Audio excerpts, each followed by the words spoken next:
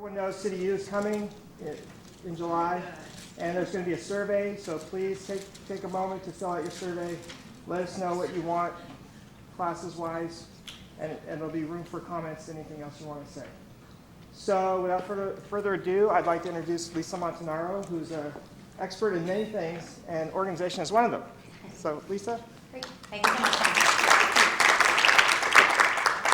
Good morning. How many of you are playing this new game called I'm Busier Than You Are? It's become a little bit of an epidemic in our society. We don't just want to be busy, we want to be busier than everyone else. So this is basically what it looks like. It's like, oh my God, I'm so busy. You have no idea what busy looks like. I'm so busy. I mean, I'm so busy that I have no life. You have no life. I don't sleep anymore. I mean, I look like something out of the Clockwork Orange. I don't sleep at all. I can't remember the last time I had a night's sleep. Oh God, I get no sleep. I don't eat. I don't really exercise. I don't even know who my kids are. My husband? Forget it. Can't remember the last time I saw him.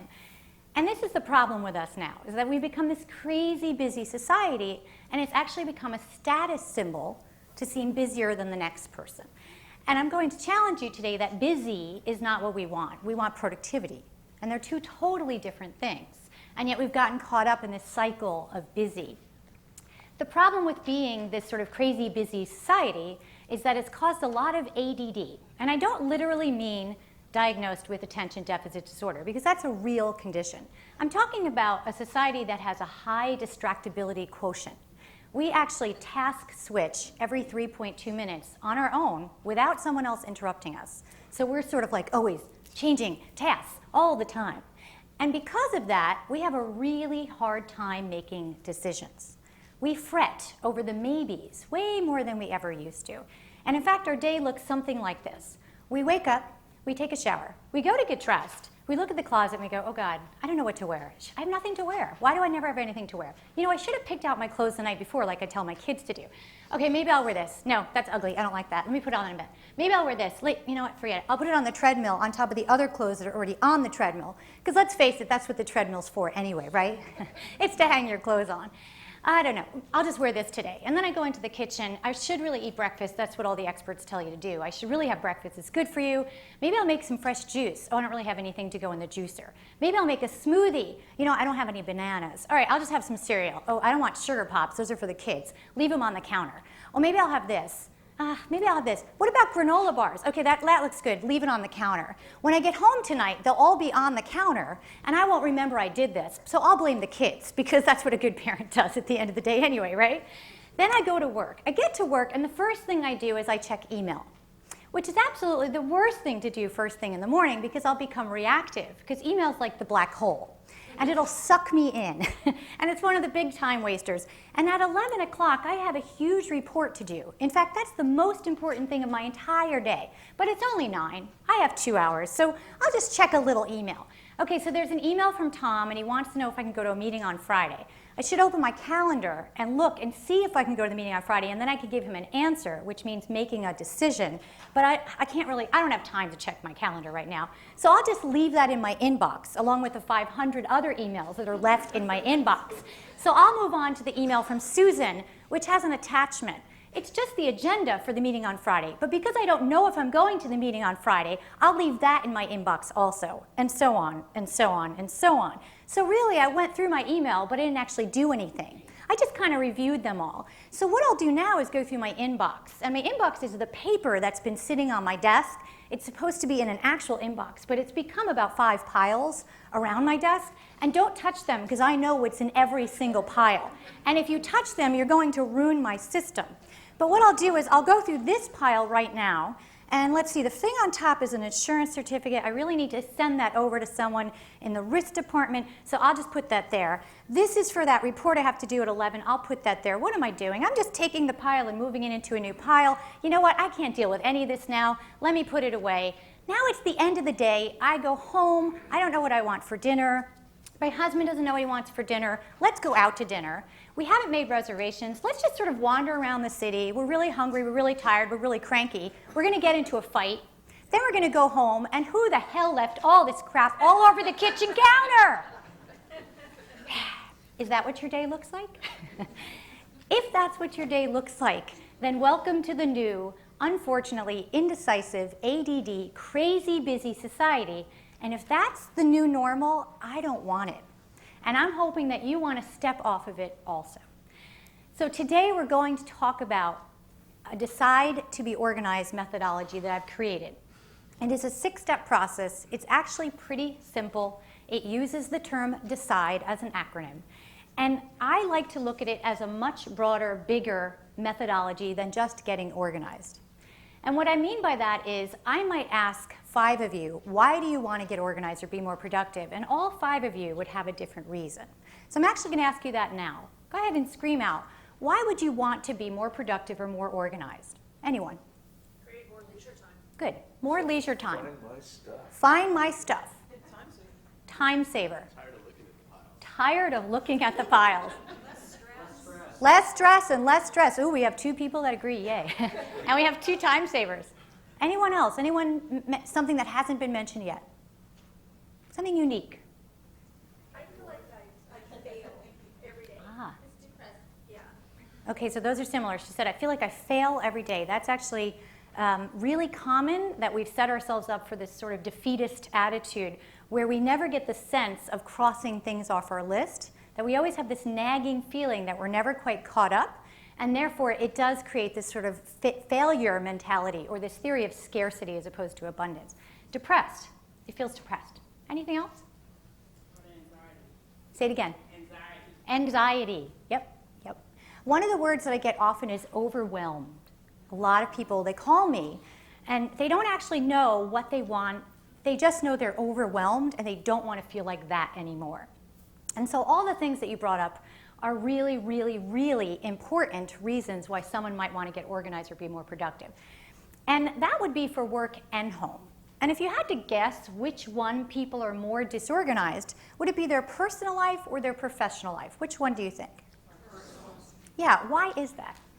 Why might you be more disorganized at home and personally than you would in the workplace? Less likely to get fired. You hit the nail on the nose there. It is so true. At work, usually our livelihood depends on it. Our paycheck depends on it. Our reputation publicly depends on it. At home and personally, as you said, we don't really technically have a boss who's looking over our shoulder. We're accountable to ourselves, to our family, maybe to our friends, etc. But that accountability doesn't seem to be as much of a driver as it does in the workplace. Now, once in a while, we meet someone who's actually more disorganized in the workplace than they are at home, or who equally disorganized. So by a show of hands, if I asked you, how many of you think you're disorganized, raise your hand. Okay. If I asked you, how many of you think you're organized, raise your hand. Now, technically, the people that raise their hand for disorganized can raise their hand for organized also. And that's not because they're schizophrenic or two-faced. Why might you be both disorganized and organized? I'm organized at work, but I'm not. There you go. One, it could be based on location. What else? You say it again because I think it's important. Your piles of paperwork could be organized. So that looks like organized chaos. So to the outside world, you look like Pigpen, but yet literally you may actually have a photographic memory of where everything is. That's the difference between organized and neat. And a lot of people say, well, I don't know, he's so disorganized, his office is a mess. However, if I go in and I say, quick, find me this, find me that, find me this, he can find everything. It just looks messy. So then the issue becomes, what's your definition of organized? My definition of organized, me personally, is I don't like clutter out on surfaces. That stresses me out. Clutter talks. And in fact, sometimes it yells. And I know that sounds silly, but you try to walk into a disorganized environment, and especially if it's yours, and that clutter will be talking to you. It's like, you're a loser. Yeah, you're a loser. You've left me here for 2 years. Remember that? Remember that conference you went to and you said you were going to clear me out when you got back to your office? I'm still here. And then at home, it's the same thing. All the unfinished projects, all the things that you said you'd get to, the donation bags that kids could use, but you've never actually brought them to big brothers, big sisters. What we call that in my world is unfinished decisions, delayed decisions. If you learn nothing more today than this phrase, clutter equals delayed decisions, then I've done my job. Because every single time you don't make a decision, you cause physical and mental clutter to pile up in your life, in your home, in your office, in your email inbox, in your brain. And all that physical and mental clutter is what causes most of this stress. So I can't expect you to come here for a really wonderful wellness workshop and change your entire life. But what I would like you to try to do today is take 3 to 5 grab-and-go strategies. Just 3 to 5 things that you can grab onto and actually do. Because we could talk until the cows come home about what it means to be organized. We could try to even change our mindset, but until we change our behavior, not much will actually change. And I know that that sounds like a horrible thing to say, but it is a brutal reality. I've been doing this now for 11 years. I left my law career right after 9/11. I'm from New York. And after, my office had a really beautiful view of the Twin Towers, and after 9/11 I started thinking, like a lot of people did, what do I really want to do? I was disillusioned with the practice of law. Big surprise. I love the law. I love thinking about it, researching it, writing it. I just didn't like the way it was practiced. So I started thinking, what talents and skills do I have that I could use to share with the world and help people? And so I launched this business in 2002. And I've been doing this a long time, and one thing that I've noticed is that you could have as much commitment as you want. And in fact, I hope you do. I hope you're committed to many things. But until you're consistent in your actions, your commitment doesn't really matter as much as you think it does. Consistency trumps commitment every time. You show me someone that's consistent in their actions, and they usually are the ones that are actually making the changes. You could be committed to losing weight, but unless you actually change your diet and exercise, you will not. You could be committed to getting organized, but unless you actually do something about that, nothing will change. So what I'd like you to do is not just try to shift your thinking, but to turn up your action volume when you leave here. What could I do differently based on the things that we spoke about today? So hopefully that'll help you a little bit. So let's dive into the DECIDE methodology. And it is an acronym, DECIDE. And I've given you a little handy worksheet there so that you can kind of follow along. The D is where you begin. It's a self-assessment phase. And the D stands for discover. And this is where you discover what you have, what you want, and what you need in your life, in your work, and your home. And I do want you to think about this holistically, because you're one person even though you have a job and a personal life. So in the discovery phase, I want you to ask yourself, what's already working? Now, why might I ask you what's already working? Anyone want to venture a guess there? Build on your strengths. Correct. You can build on your strengths. So if you say to me, oh my God, Lisa, I'm so disorganized, nothing works, that's definitely a defeatist attitude, and it's not going to set you up for success. And if I say, show me one thing in your life that's organized, one thing. I don't care if it's a drawer, I don't care if it's your golf clubs, whatever it is, there might be something in your life that's organized. And I want you to look at that for 2 reasons. One is I want you to study the system that you created. And we'll talk about systems in a few minutes. Because if you were able to create an organizing system somewhere in your life, chances are that you can tap into that and use that in other places. The second reason why that's important is you have to see that you can do this. Because if you're like, I can't do this, that defeatist attitude will not help you move forward. So first I want you to look at what's working. And literally I want you to go around and take stock, take inventory. What's working? Do you maybe only have a few emails in your inbox? Maybe you're an email person that's good.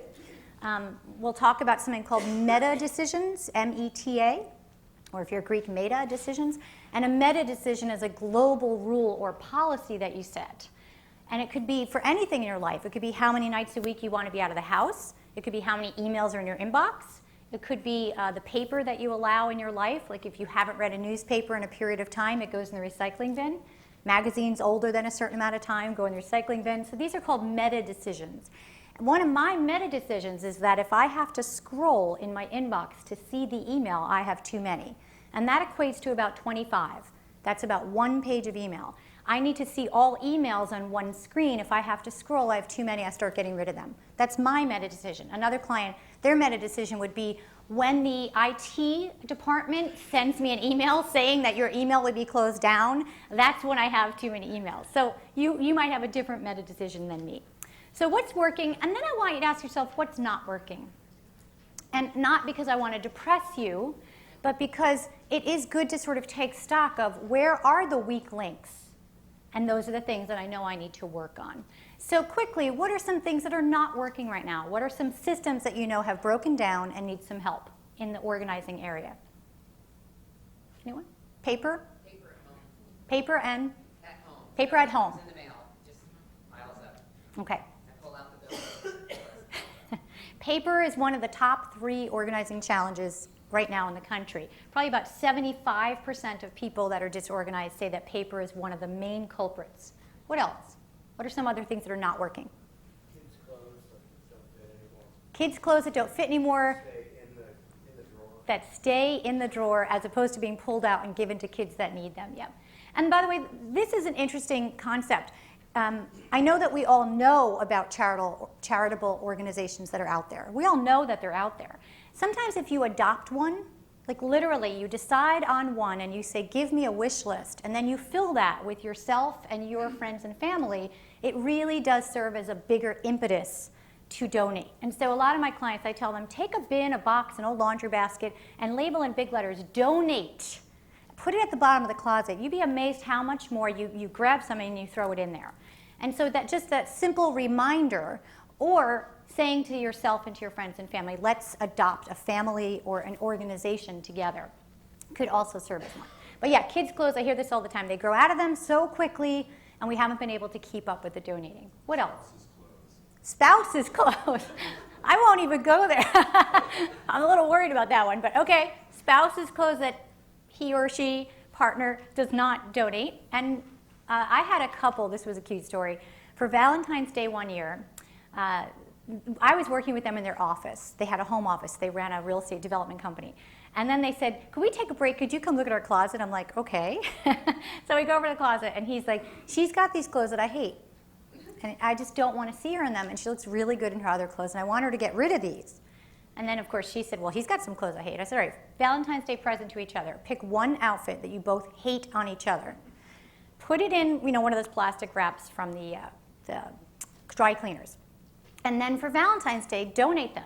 And they agreed. And they did just both pick one outfit that they hated, And they actually liked it so much that they started going through their closets, they said, over time, and they each picked a big section and donated a whole bunch of clothes from each other's closets, which I thought was really funny, Now, I wouldn't recommend this for everyone because this could cause some serious fighting, but it is kind of an interesting concept. And along the lines, like with kids' toys and kids' clothes, is a lot of times people say to me, I don't know. That's the maybe rearing its ugly head, and we'll talk about that. Like, how do you make a quick and efficient decision? So what I tell some people is box things up, literally tape it, and then write on it an expiration date. And if you have not gone to that box and undo the entire box to pull out one thing, you're only allowed to pull out one thing. Like if you really miss one thing, if your kid's like asking for that specific toy, they're allowed to go get that. You're allowed to go get the one outfit you really want. But if not, then everything else in there expires on that date and you agree to get rid of it. So it sounds like a game, but it works.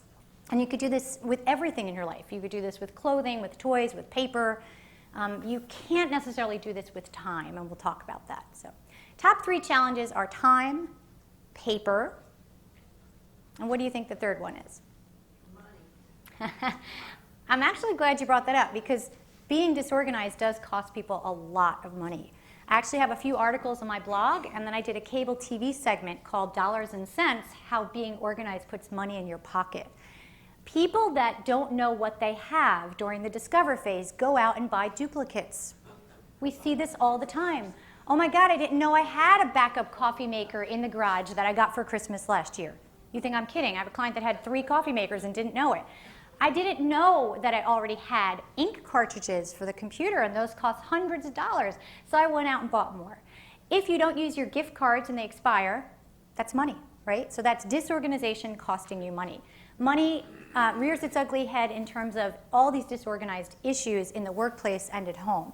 So if you are struggling financially, if you pay your bills on time, you have no late fees, your interest rate gets better, and then maybe you can get a mortgage again. So these issues snowball, there's a domino effect. So being more organized can actually put more money in your pocket. So that's a really good one too. Okay, so let's look at D, discover. What's not working, what's working, what do you have, what do you want, what do you need? And there's a little litmus test that I use with my clients, and this is more for home than work. If you don't love it, use it often, or need it, then it should not be in your life. And I'll repeat that. You should love it, use it often, or need it. If you can't answer one of those three things, then why do you have it? And I don't want to hear, well, I have it out of guilt because so-and-so gave it to me and I have to keep it. That's a loaded issue. So, and I don't know about many. I grew up Italian, and Italians love guilt. You know, it's sort of like built into our culture. It's like, no, you have to keep it, you know. So one thing I'll say about that is if you absolutely hate it and it's really bad negative energy, then release it. Say, he meant well, she meant well, but it's my life, it's my home, and I've decided that what I will do is appreciate the gesture, but I don't have to love the item. Okay? And that's okay. If it's your mother-in-law, and she's going to come over and see this, and it's supposed to be out on the mantle, then what I would do is it goes underneath like the couch or something, and then once a week when she comes over, it goes up, and then you put it away again. And I know that sounds horrible, but if it's really that negative and you don't want it in your life, or you tell your mother-in-law, I went to this workshop, and this woman, Lisa, told me to blame me. It works every time. Blame the productivity expert and professional organizer. So I'm trying to be a minimalist. I'm trying to simplify, and here's what I'm doing. And don't laugh, this is an issue with kids. I've had parents that have had to say, here's the meta decision for Christmas. We're only allowing X amount of gifts, and that's it. And the grandparents hate it. So that's something that if you decide as a family that you're going to implement this, then you have to stick to your decisions. So what happens after you do this discovery phase? And people ask me, do I literally walk around my office, walk around my home? Yes, you do. You take inventory. You take stock. That's what you do during the discovery phase. Because you'd be surprised how many things you forgot you already have. You'd be surprised how many emails you really have, what your computer really looks like, what your car really looks like, your pocketbook, your briefcase, all those things. You do have to take stock. Then what do you do with all that stuff? Well, then you go into the elimination phase. That's the E. Eliminate what is unnecessary and does not further your goals. And what I mean by eliminate is I don't mean put it in a landfill. I don't mean that you have to throw everything in the trash. What other ways can you eliminate? I'm sure you could think of that. Garage sale. Good. You could do, now I will tell you that's the least, that would be on the totem pole, that would be on the bottom, and I'll explain why in a few minutes, because it's so much work. Have you had it? And it was good? $320. Was it worth your time and effort for $300? Good. Then that's a good cost-benefit analysis. For most people, the tax deduction they get from donating is a lot easier than it is to run a garage sale. When I moved from New York to California, I live in Davis now. When I moved here about 7 or 8 months ago, I had a moving sale, but I was getting rid of a ton. I was downsizing from a very large home with a basement and a shed. And also there were things like snow blowers that, yes, I don't need anymore. It's wonderful. But yes, so a garage sale or moving sale could be one of them. What are some other ways to eliminate? Re-gift. Oh, wait, I have to hear that one. Hold on. She said re-gift. Now, by the way, how many of you re-gift? Don't tell anyone, right? It's okay to re-gift. Sometimes you tell the person, I got this as a gift, and all I could think of is, this is Jennifer's name all over it. I would love for you to have it if you want it. That's how I re-gift. I actually tell people I'm re-gifting it to them. And I usually don't do it as their gift for a holiday. But sometimes, do you really just rewrap it? You betcha. A lot of people do, and that's okay. But there was a funny one. Let me hear it. Divorce. Oh, that's not funny. That's sad. But yeah. But yes, that is a way to eliminate. Eliminate people. Okay, now we sound like we're in the mafia, so let's be careful. Eliminating people, What else? You can delegate to others. Awesome. You can delegate. Yep. I do an entire workshop. I just did a workshop for Davis Chamber of Commerce on delegating the power of other people. So that's a beautiful one. What else? Recycle. Good old-fashioned recycle. A lot of people are like, I can't get rid of all these magazines. It's so much paper. Sure, don't put it in the garbage, but it can go back into the earth. It can be recycled. What else? Scanning.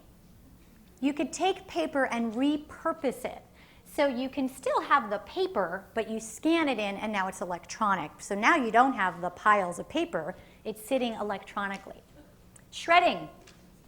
Shredding is a way to eliminate, right? Confidential, financial, medical. Those are the three that I tell people. They always ask me, how do I know whether I shred it or I put it in the recycling bin? If it's confidential, medical, or financial, usually you want to shred it. And I would say probably legal also, but to me legal would be confidential. So garbage would be, in my opinion, probably the last resort to actually put it in a landfill. We're missing a big one, although we talked about it a lot earlier, donate. So donate, delegate, recycle, garage sale, shred, scan, divorce. So there's so many. There's so many ways to eliminate. And the reason why I bring that up is I think people get afraid of the elimination phase. They think it means you have to throw everything out in the garbage. And that would be the last thing that I would recommend you do and eliminate. There are other ways to eliminate also. You can eliminate things on your calendar. So from a time management standpoint, you can either stop things before they come on the calendar. How do you do that? You say no. You say that word that not many people know how to say effectively, no. I could do an entire class on how to say no, politely but firmly. And by the way, women have more of a problem with this than men. They just do. It's statistically proven that women just don't know how to say no as effectively as men. And here's the easy way to say no. If you want to, you can look at someone and go, I'd love to, but I can't. That's it. That's what I tell my mother. Good. To say. Oh, gotcha. Explain. You don't have to explain. Thank you for the invitation. I won't be able to join you. Good. Very nice. She said, thank you for the invitation, but I won't be able to join you. The problem with what most of us do in this crazy, busy ADD society is because we think it's a status symbol to show how busy we are, instead of saying no, we give TMI. Do you know what I mean by that? We go, oh, no, I can't because I have to, blah, blah, blah, blah, blah. And what did the person hear? They just heard no. Their brain is already going, who else should I ask? Who's going to help me with this? They've turned you off. They don't care that you have a Girl Scouts meeting and you have to bake for the bake sale and that your boss made you work late. They don't care about all that. They've already stopped listening. So when you want to say no, the most effective way is just to say no. I'd love to, but I can't. And someone said to me, well, what if that's disingenuous? What if I really wouldn't love to? Well, okay. Then if you really need to be honest, you could say it like if I'm asked to bake for bake sale, I go, oh, I don't bake. That's it. You don't want me to bake, trust me. I can buy some Entenmann's, but you don't want me to bake. Like I'm not Martha Stewart. So you decide if you want to handle it with humor or if you want to seriously address it and tell someone why. But what most people do is they give way too much information, which is a problem. So after you've discovered what you have, you need, you love, and then you've eliminated, now what do? You categorize. And this is the stage of decide, the C, where most people think it's sort of silly and juvenile. Like, oh, how cute, categorizing. It's like a little kindergarten classroom. Yes, it is. When's the last time you've been to a kindergarten classroom? They're pretty darn organized. In fact, those 5-year-olds have us down. So basically, you put everything at its point of use. You actually store things where you're going to use them in a kindergarten classroom. It would be chaos if you had kids over here with the finger paints, and then over here with the paint brushes, and then over here to wash up, and it would be crazy. And that's actually the way that we should organize our lives in our offices and our homes. They should be in zones. Everything should be accessible, should be at its point of use. Things should be easy to grab, easy to go, and that's not how we normally do things. I was with a client one day, and we were getting ready to do a productivity session, and we were going to be sitting at the kitchen table. And she said, would you like some tea or coffee before we start? And I said, sure, I'm a tea drinker, I'd love it. And I'm watching this poor woman walk around her kitchen just to make tea or coffee. And I said, how often do you do this? She said, every morning. I'm a coffee drinker. I said, okay. And I'm timing this. And she's over here for the filters, and then bending down over here on a step stool for this. And I'm like, you do this every morning? Is this your form of exercise? Is this why you do this? No, I'm just making coffee. And we just do these things and we don't even think about it anymore. So one thing that I want you to do is start to be really aware of your systems. What does the coffee making system look like in your life? If you're doing something at work that you do all the time, let's say that you write a report all the time. Could you maybe make a checklist or a template of that report? Could you do any type of shortcut that will help you do these things better, faster, smarter than you normally do? And it takes stepping away and looking at it with an objective third eye and going, why do I do all these steps? Does that make sense? Categorizing seems like the most simple part of organizing, and I'll tell you it's very powerful. In organizing, you want to put like with like. Things don't like to be scattered off. They like to be with their friends. Okay? In organizing, they don't like diversity. They want to be stuck with the same types of things. CDs want to be with CDs. Paper wants to be with paper. I mean, that's the way it works. If you look at a typical filing system in, let's say, any of your offices here in the city, in the typical filing system, they might have it alphabetically. What's the problem with that? What's the problem with a pure alphabetical system? It makes no sense. Categorically, it makes no sense. Like if we were at your house and your first file is auto, and that's where you put your Department of Motor Vehicles things and your auto insurance, and then the next one for B, let's say, has something to do with your finances, those would have, like, maybe it's the name of a credit card. Those have nothing to do with each other. And then the third one is C, maybe has something to do with maybe it's the name of your doctor, and it's medical. Those have nothing to do with each other. So in organizing, categories make a lot of sense. So the categories in a typical home filing system could be something like medical, financial, et cetera, et cetera. And then within the category, you can alphabetize all you want. But the problem with these categories is they make no sense. So go back and look at your categories at home and at work and ask yourself, do these things make sense or are they scattered? And a lot of times filing systems also have categories of one.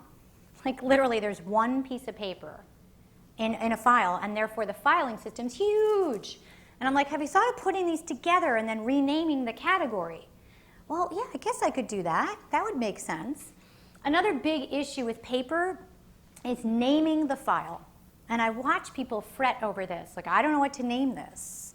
And it is an issue. The problem is that when we put paper away, most people are thinking storage. I want you to think retrieval. Putting paper in a filing system is only important for when you need to pull it out. That's it. And we don't really think of that end. When will I need this again? Is it going to be a week? 2 years from now? Is it something that I'm just sort of putting there because the city needs to have it on file, just in case? And when I go to grab it, however later that is, what will I remember I called it? That's how you determine what to name a file. It's retrieval, not storage. And so just that tiny shift in the way you think can really, really change that whole habit of how you pull things out of a file as opposed to how you put them in. In categorizing, the easiest way to do this is to actually gather the universe of something together.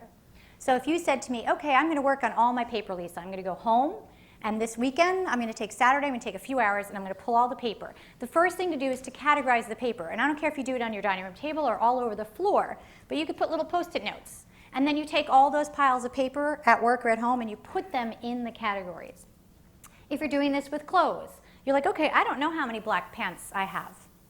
By the way, the average person has many black pants. You can pull them out of your closet and look at them. Now, the beauty of doing this is only until you have the entire universe together. That's usually when you feel more apt to purge things. Like most people don't want to eliminate when they're like, I don't know, I might need these black pants. Okay, but then when we gather the universe and we realize you have 15 black pants and you actually only wear 2 of them, then you're going to eliminate. And it's the same thing with the paper. I might need this insurance policy. Well, actually, you may need that insurance policy, but you don't need the last 15 years of insurance policies, which you've kept because when you go to put in the new one, you forget to take out the old. And that's a really simple tip that we teach people in organizing. It's called one in, one out. If you put something in, can you take something out of anything in your life? Anything. You buy something for your home. I don't care what it is. You're at Pier 1. You're like, oh, that's pretty. First, you should be thinking, do I really need this? Do I love it? Will I use it often? Where can I store it? And what am I willing to get rid of to bring it in? It's the same thing. Paper, time is the same way. Time is just 24 little boxes within a box. That's your day. Your day is one box and it has 24 slots. You go to put something in. If you tell me, my day is so booked, Lisa, I'm crazy busy. Okay, then when you go to put something in the box, what are you going to take out? That's the one in, one out rule. It's basically creating equilibrium in everything in your life, and it works really, really well. So that's categorize. After you categorize, so now remember, you've discovered what you have, what you need, what you love. You've eliminated, hopefully, whatever doesn't serve you, what's unnecessary, and then you move on and you've categorized what you're keeping. Now, after this, what do? Now you implement a system. In my opinion, even though I created Decide and I think it's fantastic, the I is the most important. And the reason the I is the most important is if you don't create a system that makes sense to you, you won't be able to maintain it. So the I is where all the customization comes in. So anyone in here have a background in education? Anyone know the 4 primary learning styles? Go ahead. Auditory, visual, kinesthetic, I'm not sure. Tactile, yep. Auditory, kinesthetic, visual, and tactile. And I actually should have said them separately. Really, the way I should say them is visual, auditory, kinesthetic, tactile. And the reason for that is everyone thinks they're which one? Everyone thinks their primary learning style is visual, right? Have you ever heard the phrase, out of sight, out of mind? I have clients that are like, they leave everything out. We call them outies, and then we have other organizing clients we call innies, and I don't mean belly buttons. And the outies really like to fill up the horizontal surfaces. And by the way, if an outie and an innie work together, or an outie and an innie live together, it could be a real problem. They have completely different organizing styles, and they butt heads over this often. So an outie needs to leave everything out because they're worried that if they put it away, it goes into the black hole and they'll forget it. And that's why they tend to buy duplicates, and that's why they don't remember they have an insurance policy already, and they call their agent without even looking and ask for a new one to be scanned in and sent to them. And so the outies are really worried that if they put things away, they won't remember them. And I'm going to actually give you some tips, if you're an outie, on how to organize around your learning style. So what a lot of people do is they're like, oh my God, Lisa, I have some really bad habits. Like, they're not bad habits, they're your habits. And what you need to do is own them and start creating your systems around them. But what we do is we fight them. We're like, oh, I should put this in a filing system. Who says? Maybe your filing system is like my client Tom. Maybe it's a literature sorter that hangs on a wall like an old-fashioned mail slot system, and it's open, and all the little slots are just enough room for us to label. And the labels match what would have been in the green hanging folders in a drawer. And there's his filing system, in his face, out. Now for me, that would drive me nuts. That would feel like clutter in my face at all times. For Tom, he said, he literally, I think I worked with him in 2002. We're still friends through LinkedIn, through email. He gets my monthly e-zine, and he emails me, he's like, filing system's working. That's a system that was built around the way he thinks, not the way I think or his secretary thinks or anyone else. So the 4 primary learning styles are interesting, and if you don't know which one you are, start to pay attention. If you're a strong auditory learner, you will hear my voice in your head after you leave here today, and that's a good thing. You will hear things like phraseology, like clutter equals delayed decisions. You'll hear little phrases that I've said, like retrieval, not storage. Those phrases will be things that will resonate with you, and you'll hear them in your head. If you're a strong auditory learner, people go, how the heck do you set up an organizing system for someone that's a strong auditory learner? It's hard. I'm being honest with you. But you can have little triggers. So you could actually write down phrases, like you can open up the folder and write down little phrases and things because you'll say them as you're reading them in your head. But I will be honest that it's not the easiest one to organize around. The people that are kinesthetic or tactile, that is my primary learning style, and they tend to be grouped together. And the reason you know you're that is, here's what happens to me. My husband is a veterinarian, but he was a computer science major, so he's my amazing IT guy. He's really great at computers. And if he's showing me something on the computer, I literally will scoot him over, I'll sit on his lap, I'll put my hand on the mouse, and I'll say, show me. I need to do it to learn it. So what works well for people like me are tutorials, like actually watching someone do it on a tutorial. So I learn well by going onto YouTube and watching, like when I bought my iPhone or iPad, I didn't read the instruction manual, I opened a video.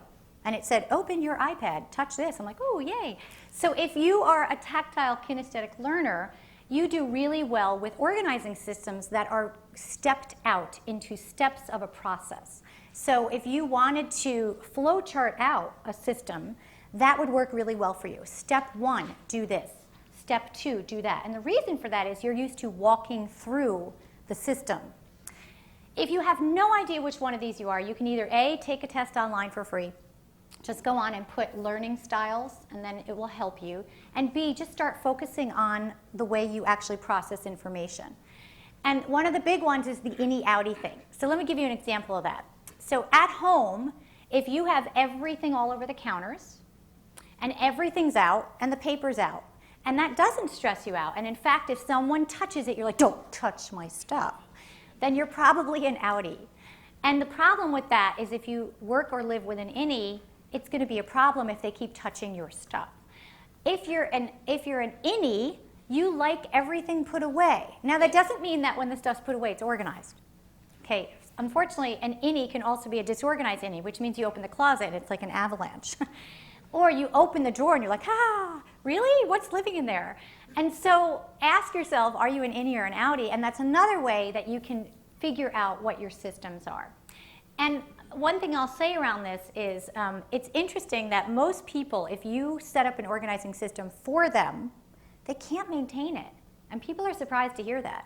People think that, I can say to someone, hey, I'm going to come to your office for a few hours, and I'm going to send you out, and you're going to go to the movies, go for a run, walk along the river, and then you're going to come back, and everything's going to be done, and it's going to be perfect, and you're going to be able to find everything and never need me again. That's not true. Why? Because I implemented a system designed to match my needs, habits, work, and lifestyle, and not hers. So implement a system designed to match your needs, habits, work, and lifestyle. Now let's go back to reality. How many of you work with someone else? So people ask me all the time, how do I implement a system that's matching my needs, habits, work, and lifestyle when I work in a multi-user environment? That's a really good question. In a multi-user environment, you have a few choices. You either set up a system of the person that will use it the most. So who's going to own the system? Let's say it's processing expense reports. Well, I don't know. Let's say someone does that in your department. Maybe that person sets up the system because he or she will be doing it the most. However, if he or she is sick, goes on leave, or they leave their job, that system needs to be simple enough for someone else to come in and understand. So whenever you're setting up an organizing system that's multi-user, you want to look at who's going to use it the most. Are other people going to use it? And if so, should the system be one that many people understand? If 2 people are going to use it, like you and your assistant, should it be a compromise system that would be designed around both of your needs, habits, work, and lifestyle? And is that possible? And this is one of the main areas that companies, organizations, families don't do. They don't communicate about their systems. A typical mother of a busy family, and it is a mother, so I'm not being sexist here. The studies have shown that the mother will, let's say, pick up all of the knapsacks. When the kids come home, the little Pottery Barn system is on the right-hand side, near the back door. In New York, we call them a mudroom. I don't know if you call them hear that. And they're supposed to come in with their knapsacks and put them over and hang them on the little Pottery Barn hooks, right? And that seems easy, right? Just hang it. You don't even have to put it away. You don't have to open a door. Just hang it. The problem is that intuitively, for some reason, the door opens this way, and when the kids come in, they always put their knapsacks on the left. And what that mother will do is day in, day out, she'll pick up the knapsacks and she'll put them over there and she'll yell at them, why can't you kids put these knapsacks on the left? What she won't do is move the Pottery Barn thing on the left. Why not? It's her system. She wants it on the right. She's the boss. And you know what? I'm not here to tell you how to parent. The problem is that that's going to be a system that intuitively, for some reason, that kid can't process, and you're going to be spending the next 18 years picking up that knapsack and fighting with that kid. So, parents, talk to your kids about systems. And I know it sounds like such a strange thing, but from about literally 6 years old on, they can set up systems. They will tell you what they want if you ask. Husbands and wives, same thing. Partners, anyone you live with, roommates. And at work, we don't do this either. We don't have a staff meeting around what should the system be to process X? What should the system be around staff meetings? What should the system be around Y? If we did that type of communication, we'd actually have a lot less problems at work and at home. But we don't normally do that. It's not something we think to do. So having these communication meetings about systems can help. Now, at some point, someone's got to own a system, okay? No one can make a decision, therefore I'm going to make the decision. And at some point, that makes sense. But by and large, try to figure out the system that makes the most sense to you and to all the users in the system. The D in decide, the second D in decide, is dedicate. Dedicate yourself to maintaining your effective new system and integrating it into your life. And I will be honest with you that this is the one where people fail. Why? They will do all the work. They will discover. They'll be excited. They'll eliminate. They'll go through the paper in their office, their inbox. They'll have a garage sale. They'll even implement a whole new system. Yay! And then what happens? Stop using it. No. Get distracted. Good. What else? Well, not good, but you know what I mean. What else? This is called behavior modification. You've probably all heard that term. What's one of the most popular behavior modification programs in the country right now? Weight Watchers. Wait, go ahead. Is that what you're going to say? Yeah, Weight Watchers. And I know people are like, huh? Think about what Weight Watchers is. Weight Watchers is a behavior modification system to teach you how to eat better, exercise, and follow a disciplined regimen to be accountable, to be motivated, so that you can reach your goal. That's Behavior Modification 101.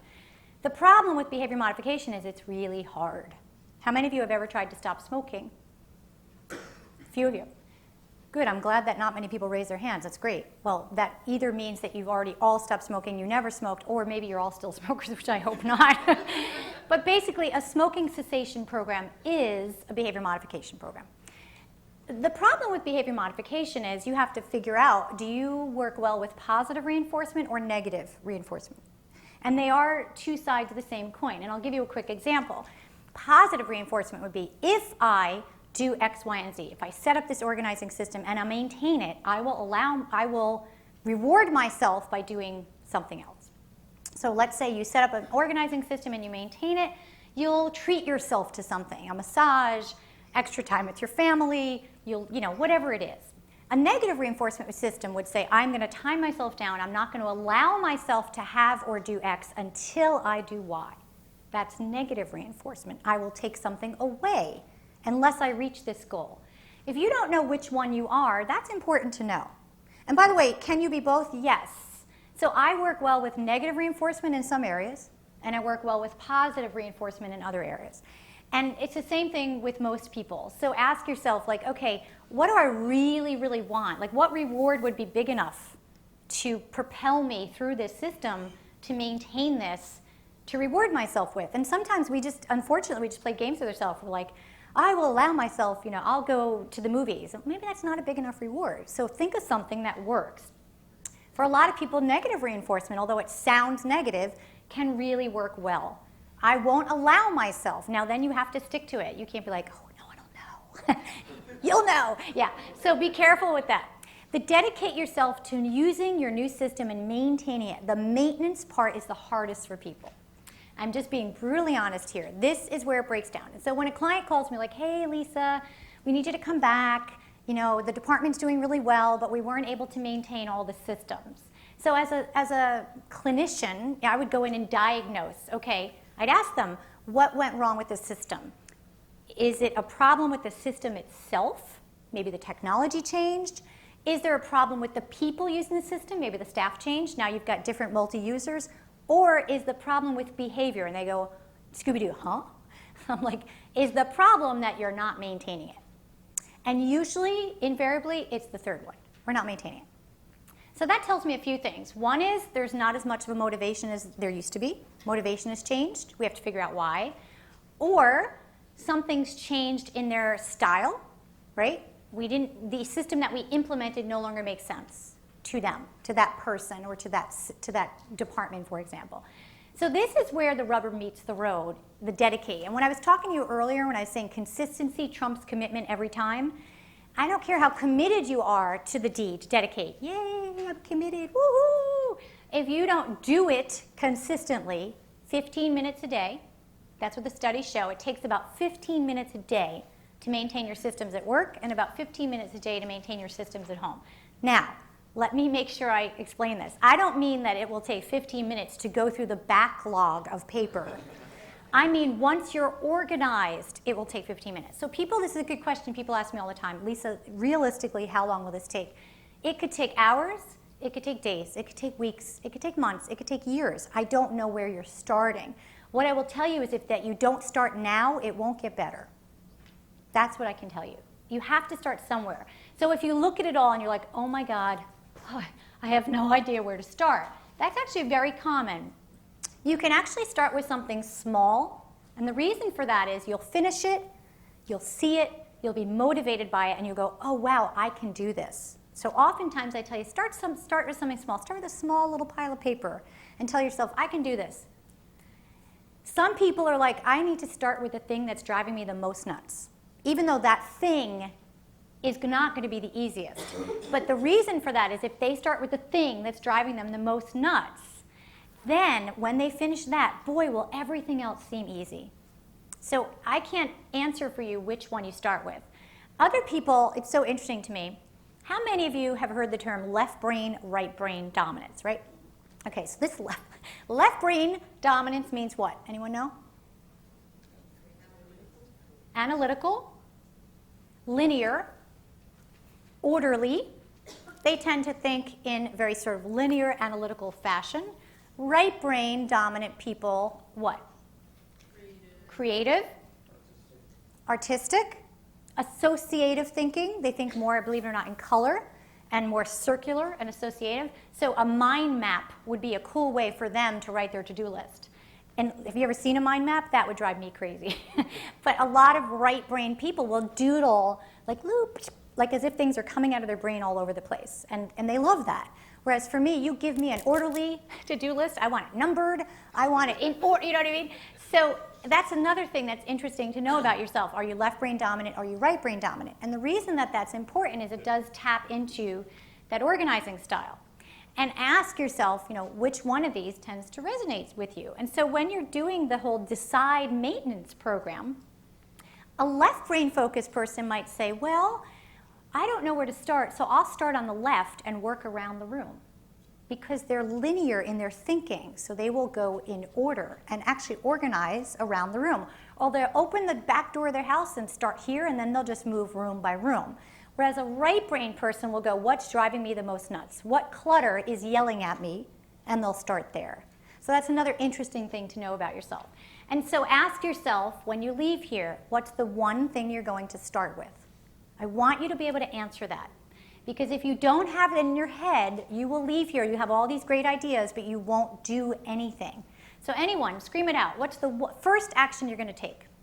First thing you're going to do?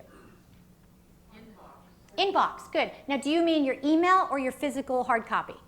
Physical hard copy, good. How bad is it? Give us an idea. Okay, good. Not too bad. Do you think you're going to do that in one sitting, or are you going to do that over a few days? I'll do it today. Okay, in one sitting you could do it. Okay, good. Email me later. I want to know you're done. I have business cards up there. You think I'm kidding. I have business cards up there. Go ahead and email me. I'll be your accountability partner. Who else? What's the first thing you're going to do? I'm going to ignore my emails until the end of the day. Oh, interesting. Can you do that realistic? Yay! Stand up and take a bow. Can you realistically do that with the work you do, or is your work email intensive? I'm just plain devil's advocate. Yeah, no, it is. Okay. But I don't get my big projects done because I get sucked into email every single day. So I have a course that I teach called Stop Stepping Over the Elephant in the Room, and it's all about how we get really reactive with email. Let's try something. If you're checking email now incessantly, which I hope you're not, but let's just say you are, could you check it 2 or 3 times a day and time it? Could you check it from 10, what time do you get to work usually? 9. So could you check it from 10 to 11 instead of 9 to 10? So that way you focus the first hour on the elephant that you've been walking over. Set a timer. If you don't have a timer, go to timeme.com on the internet, and it has 3 versions of a timer. A count up, a count down, it's perfect. Set a timer and then stop it at 11. No matter where you are, turn off the email. And turn it off so you don't hear the prompts throughout the day. Then check it, let's say, from 1:30 to 3:30 when you get back from lunch, and then check it from 4 to 5. Even just doing that would actually make you focus more on your work. If I told you that you had to leave work a half an hour early every day next week, what would you actually do? Say it again? Did you say leave an hour early? I love my wise guy. There's always one. Usually you would actually work better, faster, smarter. You'd be more effective. What do you do before you go on vacation? Whoo, man, I am so good before vacation. I'm like a little machine. I'm like the Energizer Bunny. I'm like going to Italy.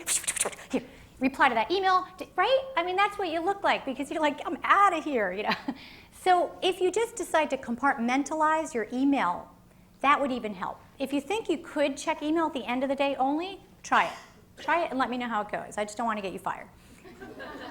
What else? Anyone else have one that they're going to try? Donate basket. Donate basket, good. So just sort of put it on the bottom of the closet and, yep, get everyone involved. Donate, love it.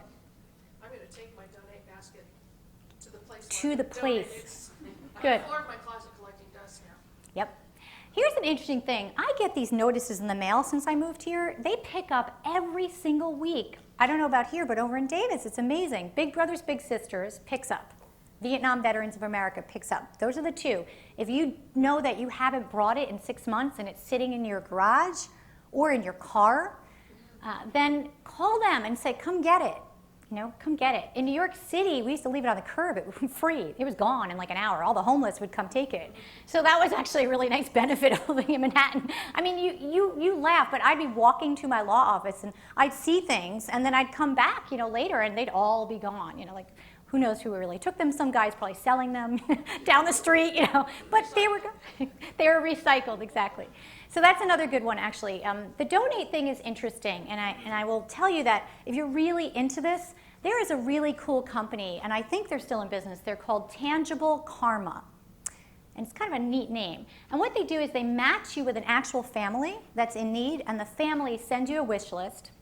You could remain anonymous as the donor, or you could actually be in touch with your family if you want to, and that's a really neat thing too. And so you could go and find a family through any of the organizations locally, and you could adopt them if you wanted to. So that's another good one. There is an interesting domino effect when you're disorganized, and I'm sure you've all seen this. It's like, oh, well, the dining room table's filled with paper, so we don't actually eat there anymore. How many of you, unfortunately, have a dining room table filled with paper, and you're willing to admit it? Okay, a few of you. And so we see this a lot, and I'm like, well, move all the paper into the home office. You have that beautiful home office in the back. Well, the home office is filled with all these boxes from my mother's estate, because unfortunately she passed away last year, and I was her executor, and I've been meaning to go through all the papers. And I'm like, well, let's put the papers out in the garage or the basement until you have time to do that. Well, that's filled with all the donate because I haven't called them to come pick it up yet. So you actually see that there's this domino effect when you're disorganized. And so what I would do there is I would start with the donate, because you would clear that. Then I take the mom's papers, move them where the donate was, clear the kitchen or the dining room table and put it into the office, because I want you to have your kitchen or dining room table clear, because from a clutter yells at you standpoint, that's the one that's screaming the loudest. The dining room table is the one you're walking past every day. So the last part of decide is E, and it's enjoy. It's enjoy the freedom and positive benefits that being organized brings. And a lot of people are surprised that I would make this a step in the process. Like, this isn't a step. I don't do anything here. It is, and I'll tell you why. And it's the word I just used. It's why. W-H-Y. You have to have a really strong why in order to pull you forward through this process. If you don't have a strong enough why, you're not going to do this. And you remember those things that we talked about earlier? Like people would say, like stress, anxiety, can't find things. Let's flip them and make them all positive. So, what can you enjoy at the end? What is your disorganization preventing you from having in your home, in your life, or in your work? And that's an interesting way to say that. What is it preventing you from having? What new opportunities, experiences will you have if you go through this process? You will save time. And time is the most precious resource. You want to know why? Because as Benjamin Franklin said, do not squander time. That is the stuff life is made of. Time is life. And to me, time is way more important than money. When I was a lawyer, we actually have billable hours. Anyone know what those are? They're not fun. So like literally you're like 2.5 hours working in the Jones case, 1.5, go to the bathroom, take a break, come back, I would sleep, wake up, and look at my clock, and I go 7.1 hours. And my husband's like, what are you doing? You don't need to bill your sleep. I'm like, oh yeah, because I was so used to billing my time. And the problem is that we have this horrible phrase in our society, time is money, time is money. How many times have you heard that, right? Here's what I think is really wrong about that phrase. Time isn't money, time is life, which is way more important than money. I would hope we could all make another dollar. Okay? I know everyone in this economy is like, really? You would hope we could all make another dollar. But the moment that just passed right now, that's it. Gone. We'll never get that back again. So you could save time by being more organized. You could save money. We talked about that earlier. You could decrease your stress, which will increase your health. you could have better relationships at home, at work, with everyone in your life if you're more organized. You can actually have a better reputation. Do you want to do business and hang out with people that are messy Marvins and negative Nellies, or do you want to hang out with people that are more organized, that have their stuff together? I would say the latter. So that's what you need to think about when you're thinking about enjoy. What do you want? What's at the pot of gold at the end of the rainbow? What's the dangling carrot for you? And it's different for you and for you and for you and for me. I like to be organized. Me personally, people are like, well, you're a productivity expert. This stuff's easy. Not really, not always, right? I'm human, so I also have to follow my own systems, and sometimes I get off my game and life throws me a curveball, and I catch it, and being organized helps me get back on base quicker than I would have if I wasn't organized. And my why is I like to be organized so I could live a purposeful and passionate life. That's me personally. Being organized means that I could take a break yesterday for an hour after work and go rollerblading. Okay, so that's me personally. For you, it may be more time with your kids. It may be to increase your reputation. It may be to keep your job at work. I don't know what your why is, but that's what you have to figure out. So I have some business cards up here if you want to keep in touch. You can go on my website. I have all sorts of great free articles, resources. I have a free monthly e-zine that comes into your inbox every month. If it ever becomes clutter in your inbox, you can unsubscribe. And it actually says that at the bottom of every e-zine. So hopefully you still think this is really good advice to keep you motivated and inspired, but if it ever becomes clutter, just click here and unsubscribe. And if you actually subscribe, you get a really nice free digital toolkit, which is all about purpose, passion, and productivity. It's got an ebook and a little audio program and all that great stuff. You can email me, let me know how you're doing. I will be your accountability partner if you want, and I will answer any questions now, but I want to make sure people have time to leave and get back to work. So, good. Do you guys have any questions? Go ahead. What time do you check your email?